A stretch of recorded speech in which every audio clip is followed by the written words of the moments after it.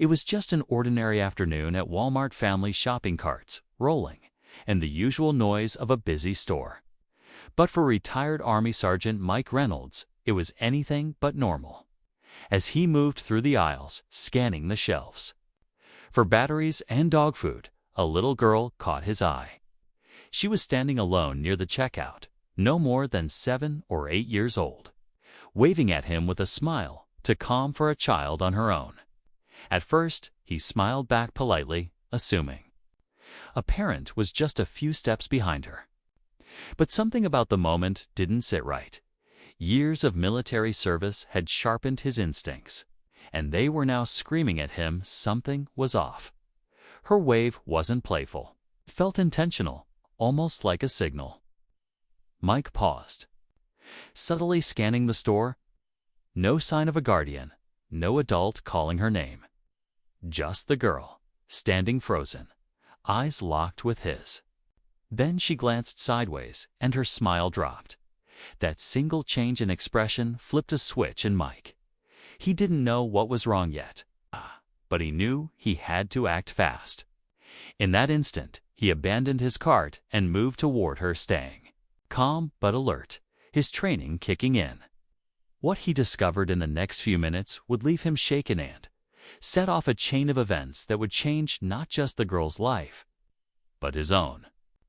Because what looked like a quiet trip to Walmart was actually a cry for help hidden in plain sight. Mike knelt down gently beside the girl, his voice calm but firm. "Hey there, are you okay? Where's your mom or dad?" She didn't answer. Instead, she looked past him, nervous, almost like she was being watched. Mike followed her gaze, scanning the crowd. Shoppers moved about like nothing was wrong, but near the pharmacy section, a man stood too still. He wasn't browsing. He was staring right at them. When he noticed Mike looking back, he quickly turned and disappeared down an aisle. Mike's pulse quickened. This wasn't just a lost child. Something deeper was going on. "What's your name?" he asked, trying again. She hesitated, then whispered, "Emma." Still no mention of parents. Still that uneasy look on her face. That's when Mike noticed something else. A small tear at the corner of her sleeve. Like she'd been pulled too hard. She wasn't crying, but her eyes told a different story, one of fear. One of needing help but not knowing who to trust. Mike stood, now fully alert. He gently guided Emma toward the customer service desk, but he kept looking over his shoulder. Was someone following them? Was that man watching them again? His military instincts were firing on all cylinders. This wasn't a coincidence. It was too deliberate, too strange. Something was happening here, something hidden under the surface of this normal shopping trip. And Mike knew he couldn't walk away. Not now, because whatever danger Emma was in, it was still close. Too close, as Mike and Emma approached the front of the store. He kept a steady pace, his eyes scanning every face around them. Years in the military had taught him to read a crowd fast movement, posture, eye contact. And there it was again, that same man from before. He'd looped around and was now standing near the coin machine, pretending to check his phone. But his eyes kept darting toward them. Mike didn't say anything to Emma, but he tightened his grip on her hand slightly and shifted their path. He needed to keep moving, keep her safe at the customer service counter. Mike quietly leaned in and asked the clerk to call for store security. Low voice.com tone, no panic. "This little girl might be in trouble," he said, watching the man out of the corner of his eye. The clerk blinked, unsure, but nodded and picked up the phone. Emma was silent, glued to Mike's side. She hadn't let go since they left the aisle. Meanwhile, across the store, a young employee on her break noticed something too.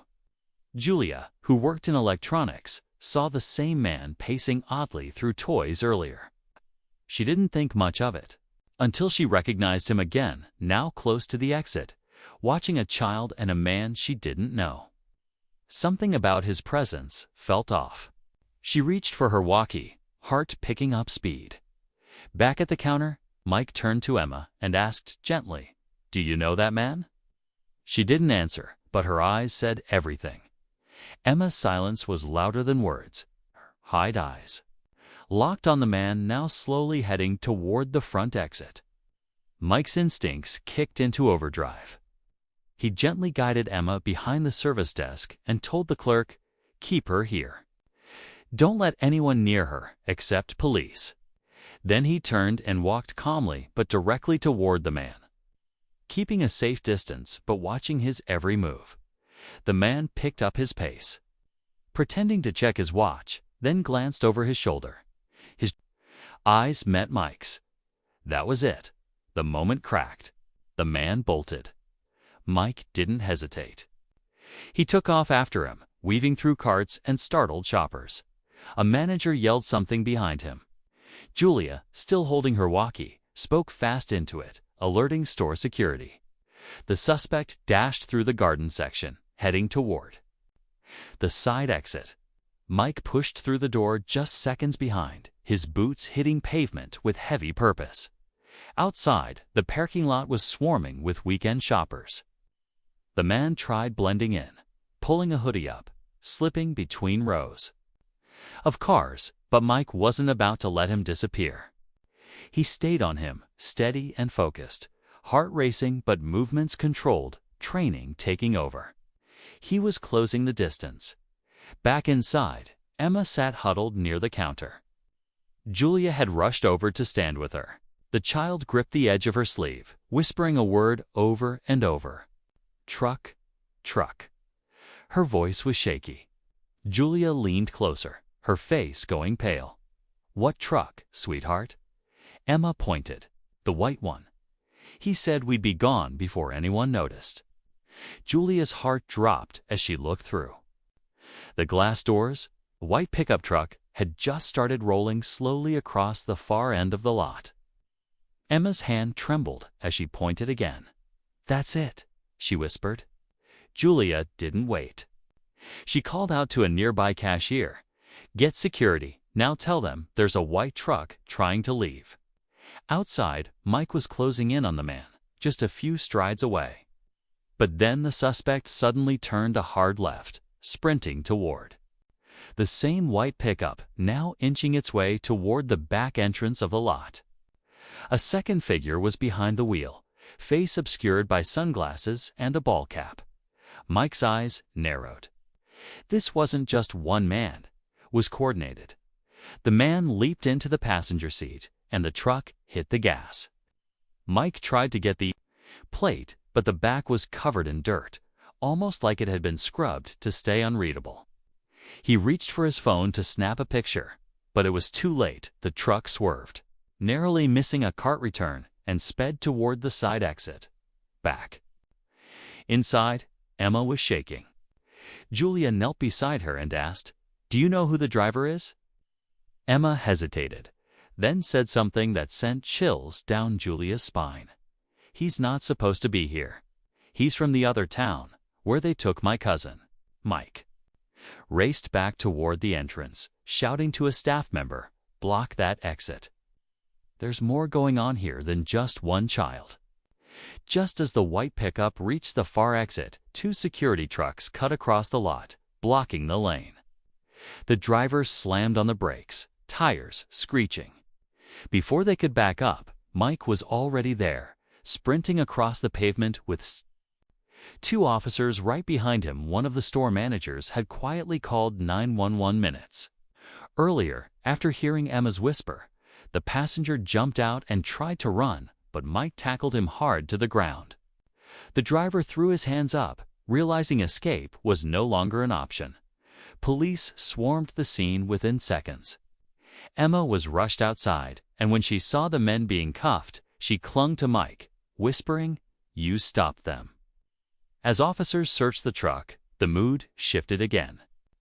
Hidden beneath a loose tarp in the back seat were several child backpacks, worn shoes, and a map marked with routes, some leading out of state.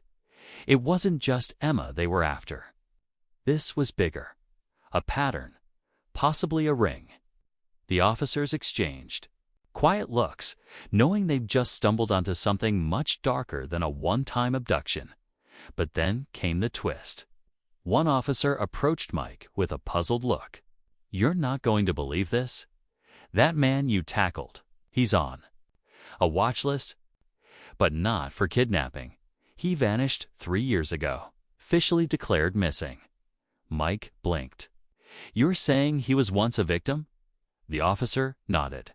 "Looks like someone turned him into something else." And just like that, the rescue turned into a deeper investigation, one Mike couldn't walk away from. In the days that followed, local authorities uncovered a disturbing web of similar cases tied to the same group.